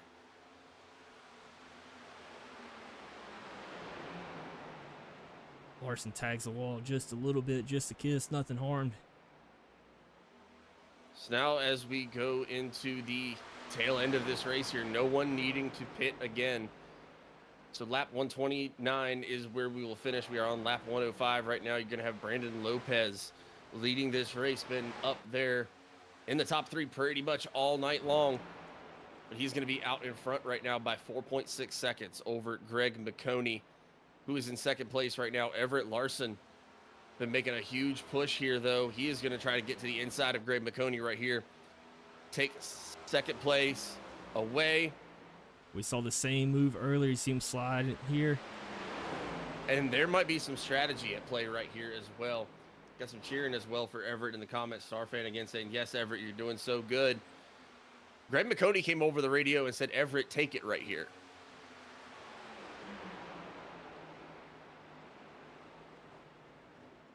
Yeah, I'm not sure if he's saving or if he knows that Everett might have something that he don't, but maybe McConey might have a little bit of damage. I'm not sure.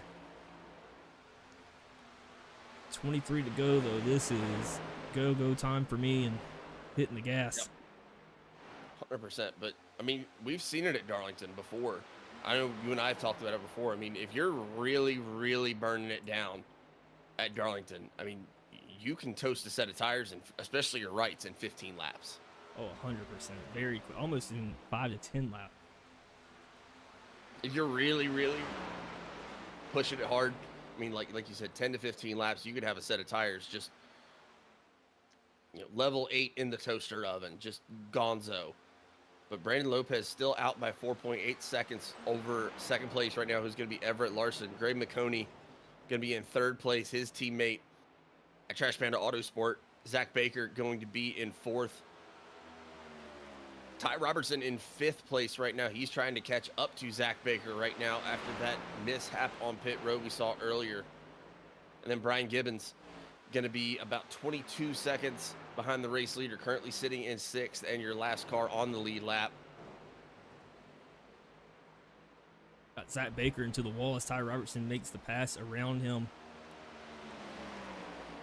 And Frank Marchese also out on the track. He's going to be 10 laps down after that incident with the wall we saw right there before that last cycle of green flag pit stops. And then Chris Toppings out there getting some points down, going to be in ninth place.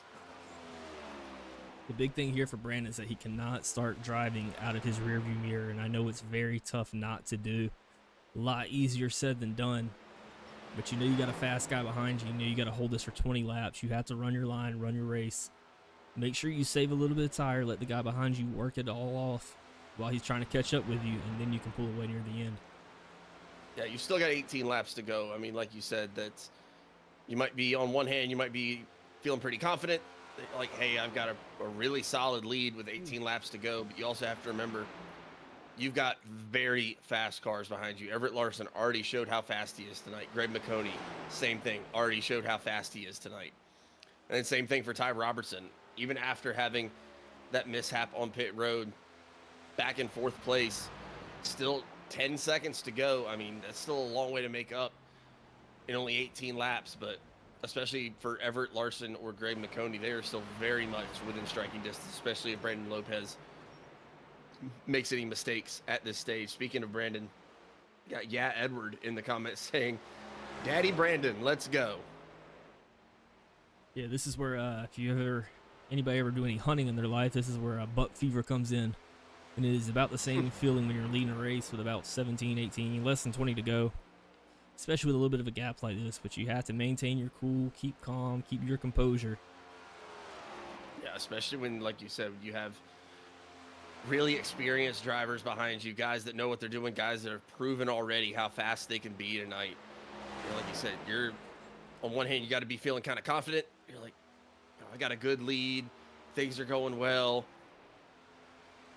But at the same time, you got to make sure that you still have something for the end, because there's not a doubt in my mind that both Everett Larson and Greg McConey can get caught up here at the end. I mean, we saw Frank Marchese unfortunately gotten slowed down tonight by some damage, but we saw how fast, if you save your tires correctly and really turn it on there at the end. I mean, Frank Marchese gained what, like 2.5 seconds in 5 laps?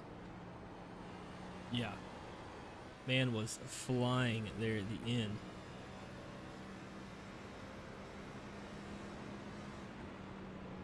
Everett Larson Racing 9683 says the 01 is hashtag stacking pennies. As you see that stacking pennies paint scheme on that 01 car of Everett Larson.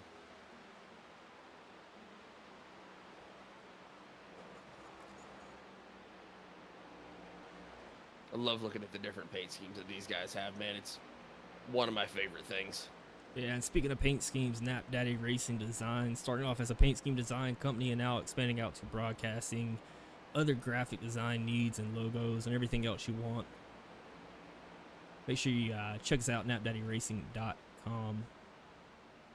Yeah, we would love it if you do check us out. We appreciate it. We don't just do the broadcasting. We also dip our toe in on the design side. We try to imagine that we're streamers when we hop on TikTok, and being a designer in the virtual racing world has been super fun, giving us a lot of the opportunities that we've had. Able to get a paint scheme on the car for a couple of the guys that are in the new NASCAR 25 game, including one of the guys that's now in that TNT series, like the Race for the Cup or whatever. Yeah, I don't think we're going to get that contract this year. Yeah, I think he might be too big time for us now. But yeah, as soon as I saw that he was moving out of the ARCA series, moving up, I was like, well, there goes our contract. yeah, it was fun while it lasted. But if you want to look back on some happy memories for us, you can go look at the side of the car in NASCAR 25 at Tanner Reef's car. That is a Knapp Daddy Racing paint scheme. You can even see our sticker on the side. But I believe Tanner is on to bigger and better things. He's a very talented young driver, and we were just happy to be a part of it for a second. Man, it is tough sledding out there if you are a designer in the NASCAR industry or anything. And even now, like, they're starting to outsource some of their paint stuff, not only to car designers for graphic design, but like just artists. I know Alex Bowman, one of his cars, was outsourced to just a local artist. She did a fantastic job. I actually reached out to her to ask her how she did it, and very nice, very helpful. Gave me some tips. Jamie Horn, who usually races with us, she was okay with me making a replica of that car for his car. And I think that's so cool. I love it when like you see these bigger companies reaching out to these like talented local artists. I think that's so much fun.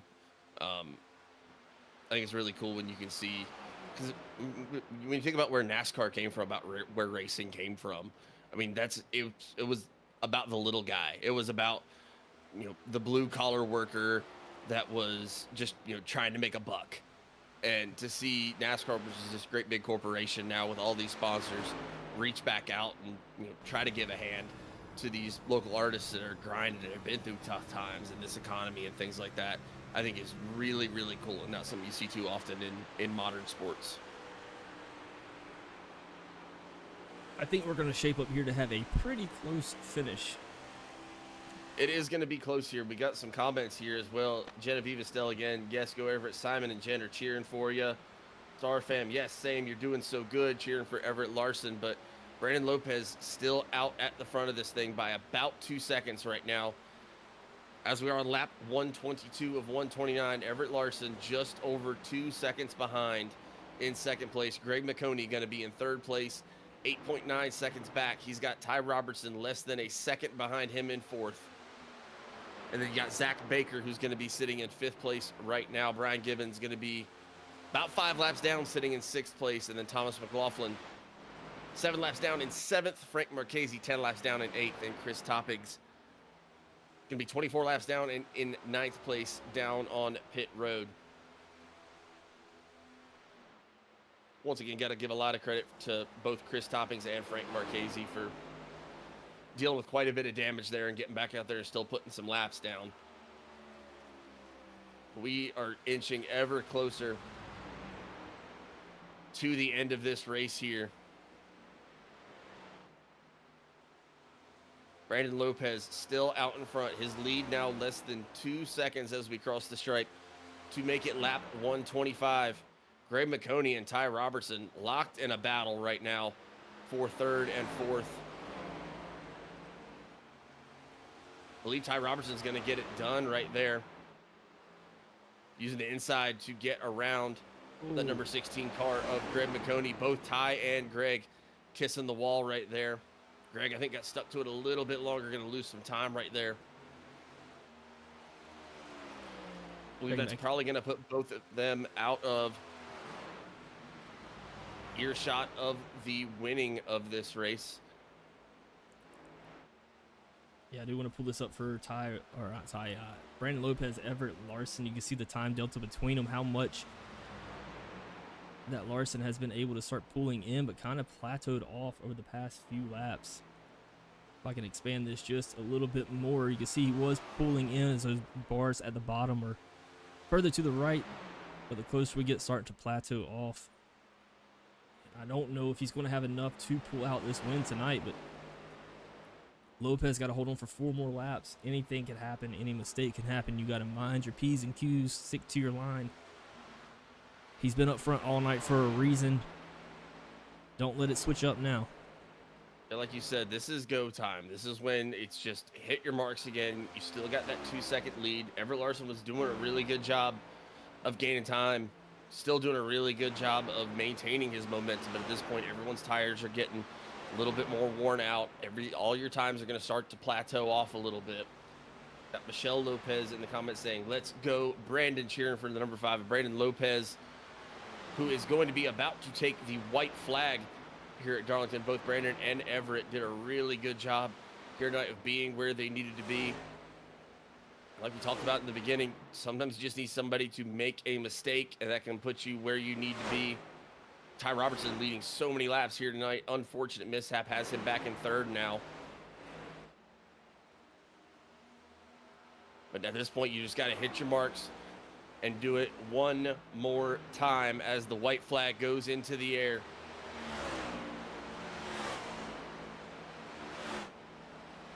Got some lap traffic out in front of these guys.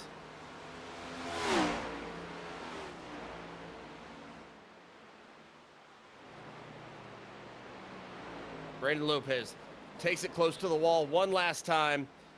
Got to bring it down the front stretch for the final time. And here at Darlington Raceway, your champion is going to be Brandon Lopez. With the win here tonight, Everett Larson going to come home in 2nd place. Ty Robertson going to come home in 3rd. Zach Baker going to bring it home in 4th. Greg McConey going to take 5th place here tonight. Brian Gibbons going to come home in 6th place. Thomas McLaughlin going to get 7th place. Frank Marchese 8th. Chris Toppings 9th. Scott Matthews 10th. Mitchell Wilson 11. And James Rossetti 12. What a battle there at the end. What a strategy play. We talked about it. Wait for your opportunity. Make your own luck. Make sure you're there when it happens. Michelle Lopez, way to go, Brandon. Love you and proud of you. As Brandon Lopez brings it back to the front stretch onto that checkered flag line to burn it down as he so deserves for his win here tonight at Darlington Raceway.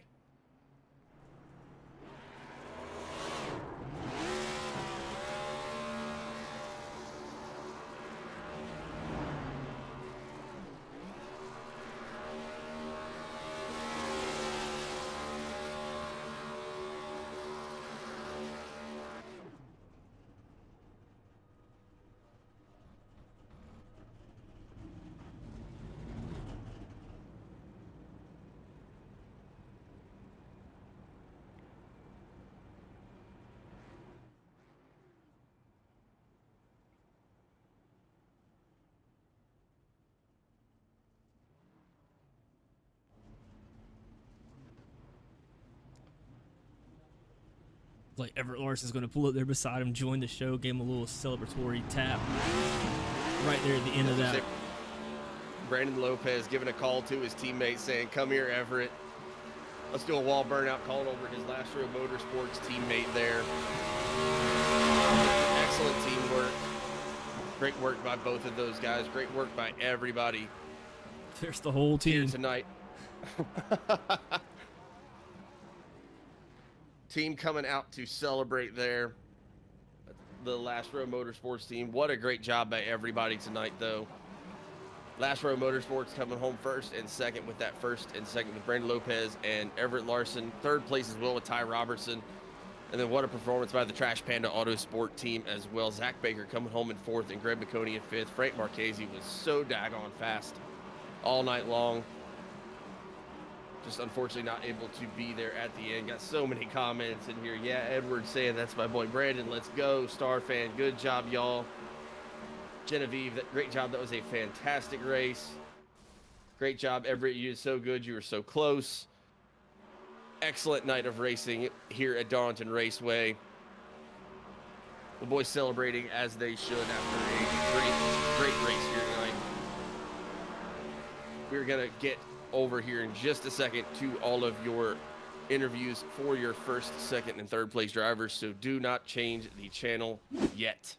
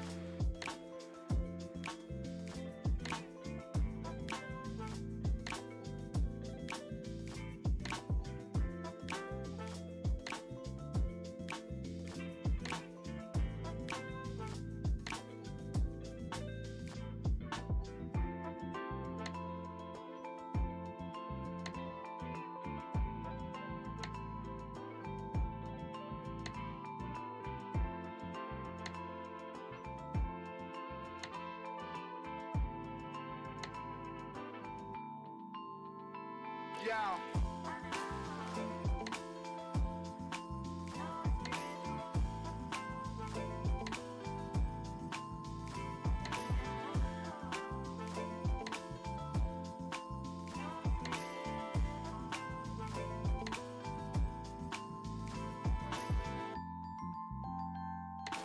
Take Everett.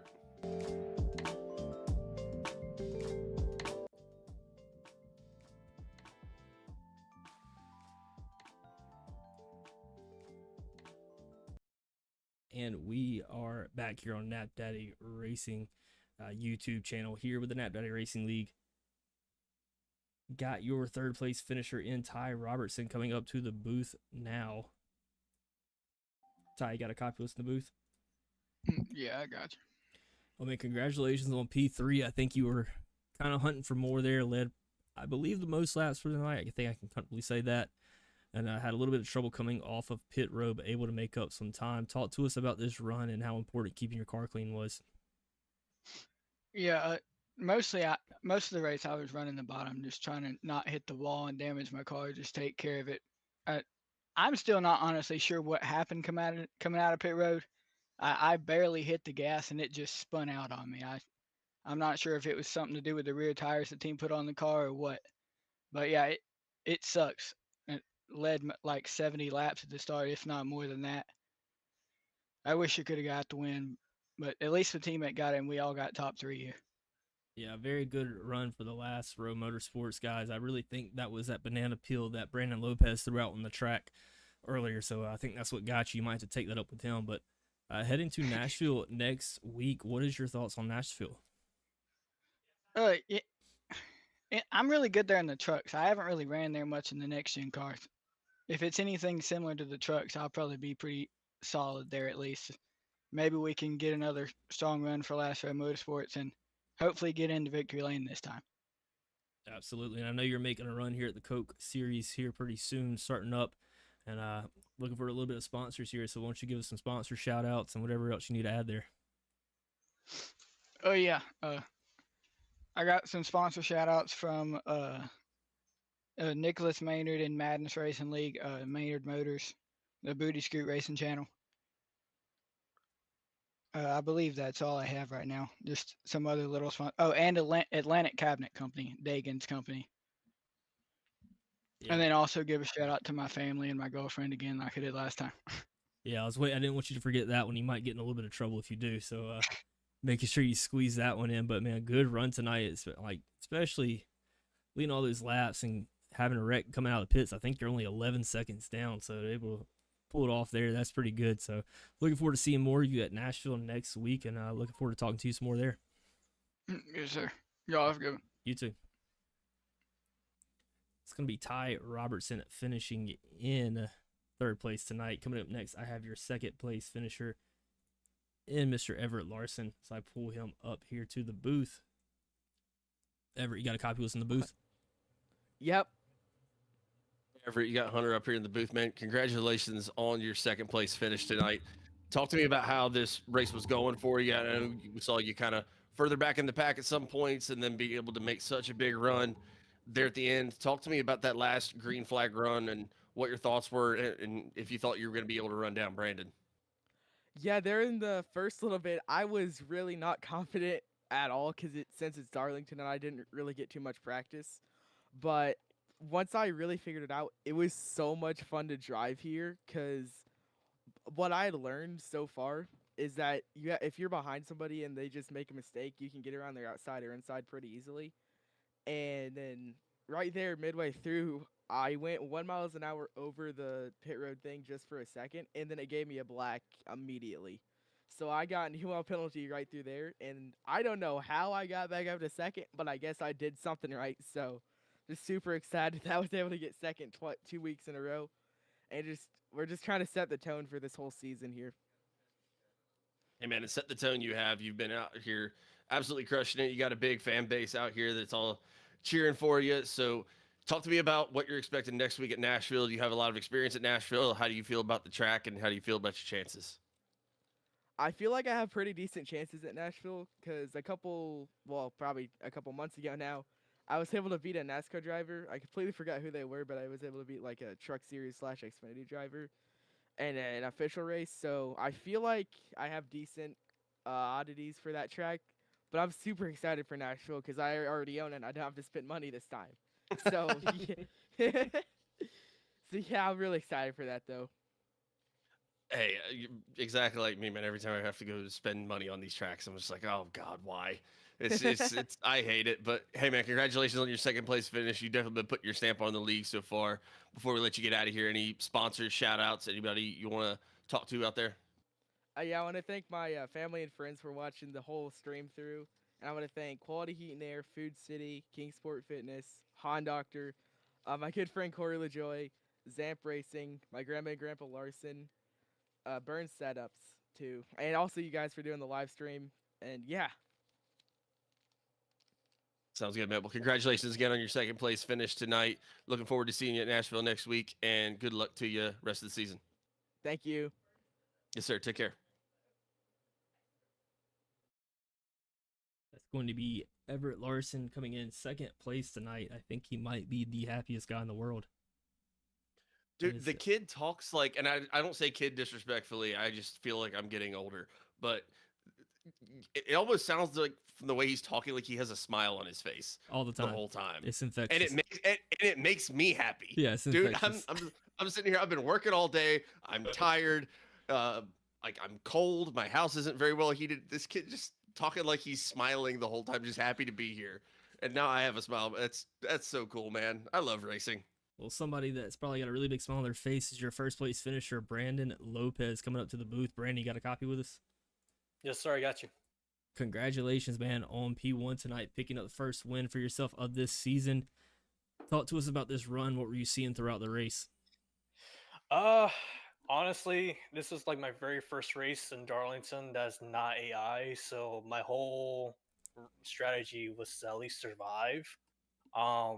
Especially during restarts because I wasn't sure how the lines was gonna work, how people were gonna be driving.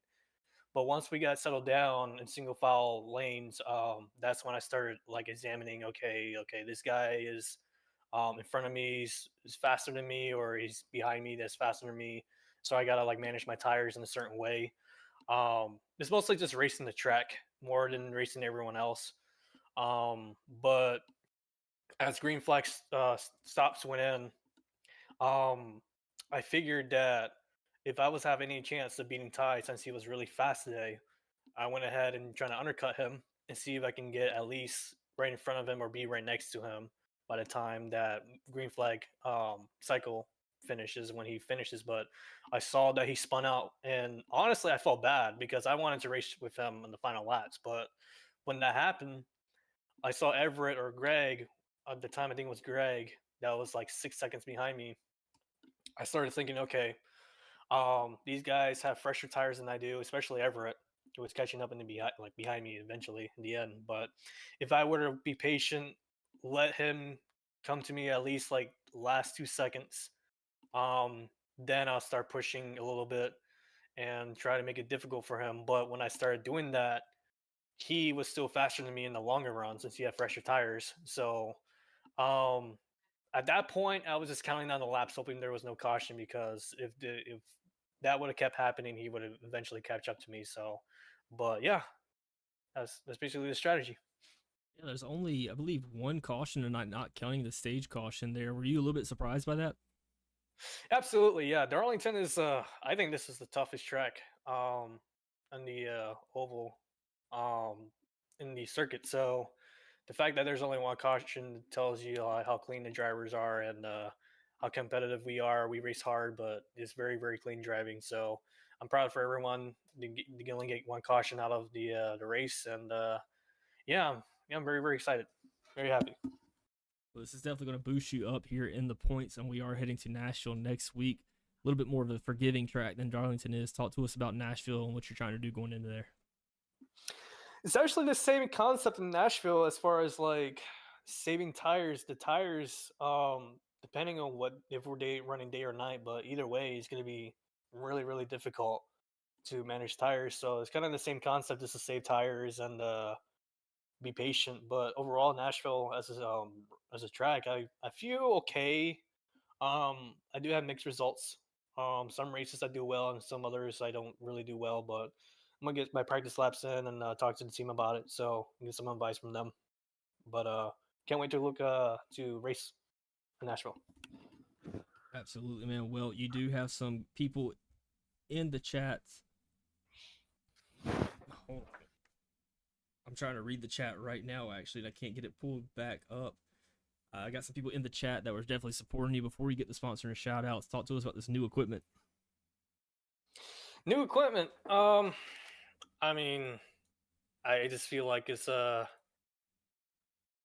mean, the car is just feels very, very I mean, loose overall, but as long as you're like just patient with it and manage the tires, it shouldn't be so bad in the long run. But overall, I feel like it's okay. Very well. Again, going back to some people here in the comments for you, give you a chance to get some sponsors, shout outs, anything you want here. Floor is yours, sir. Thank you. I just want to thank God for the opportunity to race every single week with these people. Everyone's really, really nice here. And I want to thank the family and friends that supported and watching throughout the race. I want to thank my teammates, Last Row Motorsports, setting the tone throughout the season.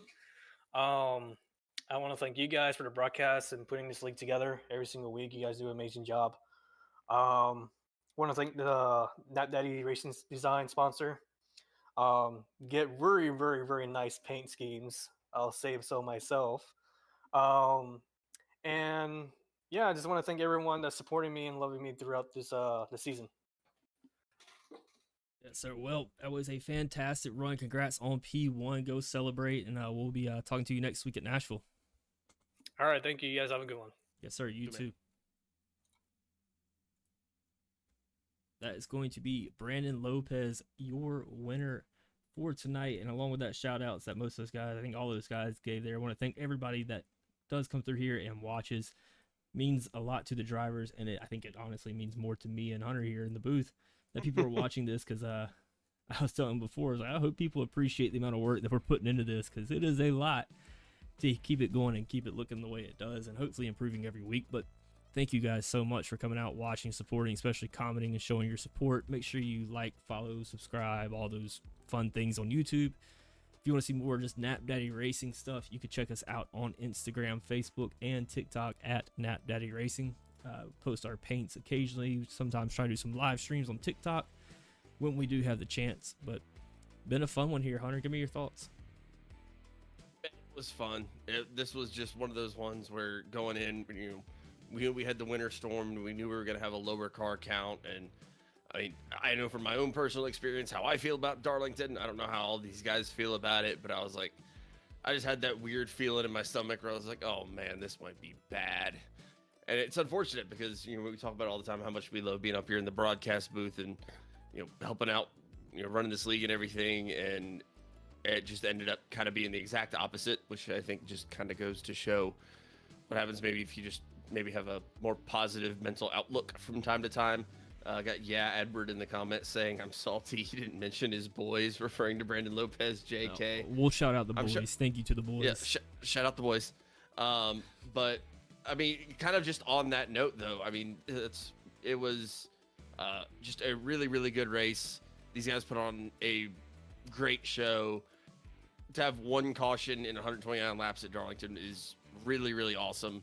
Shows that these guys, were running it safe, trying to do the best they could. I know some guys said better nights than others, but I'm still, like, really, from the bottom of my heart, I'm so proud of all of these guys for the run they put on, and then just at the end, just all class out of everybody. You hear people congratulating other people over the radio. Heard Team Trash Panda, shouting, saying good job to Team Last Row and vice versa, and just all class out of Ty and Everett and Brandon there at the end. I'm just really proud of all of these guys. It was a hell of a race, and it was a ton of fun to be up here in the booth. I'm really looking forward to Nashville now next week. Absolutely. And coming up next for next week's race in Nashville, definitely one of my top 5 favorite tracks. So I am super excited to go there. That's going to be live here on Knapp Daddy Racing YouTube next week. at 8:15 Eastern time. Going to be a fun one. We're going to have a higher car count, but for what we lack in the quantity tonight, I think we make up in the quality. And one caution at Darlington is kind of crazy. So, been a lot of good races. I think we've had maybe 4 cautions total this entire season. So that has been actually incredibly impressive. I think we've had a different winner every single week. So make sure you come back, check it out, see what's going on here at Knapp Daddy Racing next week. Again, make sure you follow us on our socials to keep up with what's going on, stay in the loop. And other than that, I think that's going to be just about it for us here tonight. And for the last time tonight, I have been John. And I've been Hunter. And we will see you guys next week. Take care, everybody.